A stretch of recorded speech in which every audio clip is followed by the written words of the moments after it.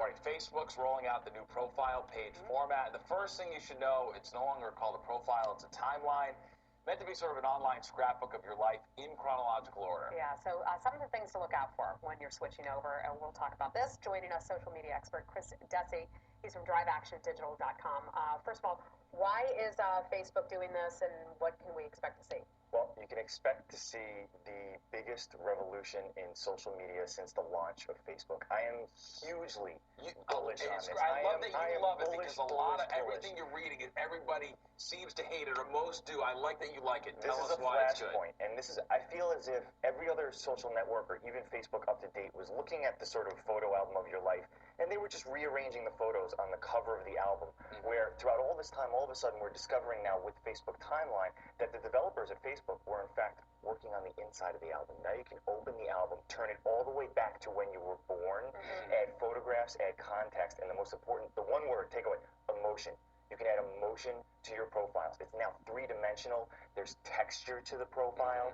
It's beautiful. It's visually stunning. When you look at the timeline, it's great. But Facebook is actually doing this. I'm not necessarily in charge of my own timeline, which has a lot of people not so crazy about this. Well, it's taking the current information that you've already shared on Facebook, and they're automatically putting it in the timeline. Or information other people have shared about you. Correct. Yeah. But you can go in there. Now they have all these switches and dials where you can monitor the content. They have an algorithm, and they think they understand which posts are going to be the most important. Pretty well and they're going to put them predominantly displayed. But now you can go in and say, listen, that's really not that important. It might have gotten a lot of comments and a lot of likes a couple of years ago, but I'm going to push that down. I'm going to push this one. So you're going to need to tweak the settings more than ever to get the experience you want out of it, but you can't do that. You need to curate your own content. And this is one of those times where it's a blast. I'm telling you. Take a minute, look at the timeline, play around with it. It's like creating this photo album of your life, and it goes all the way back to when you're born.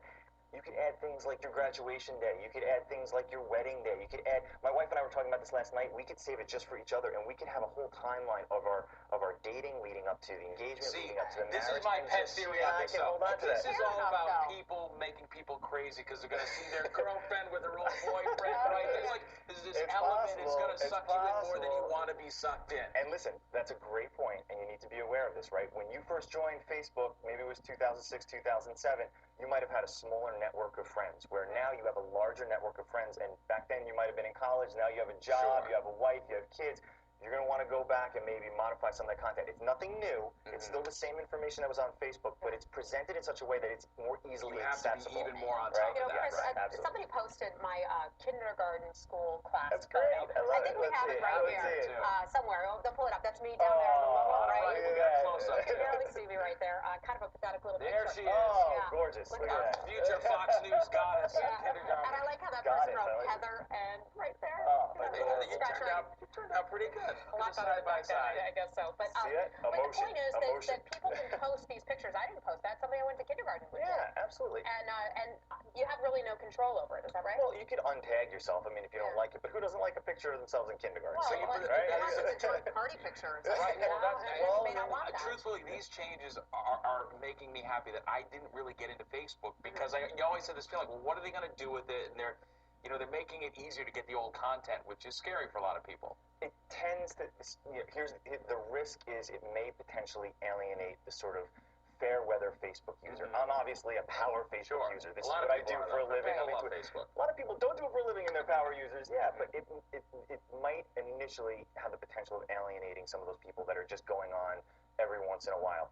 I think once people take a minute, give it an opportunity, they will see the power. This is huge. It's a flashpoint Chris, for Facebook. It sounds like a full-time job just to manage this thing. It's fun. Chris, Dessi, thanks a lot.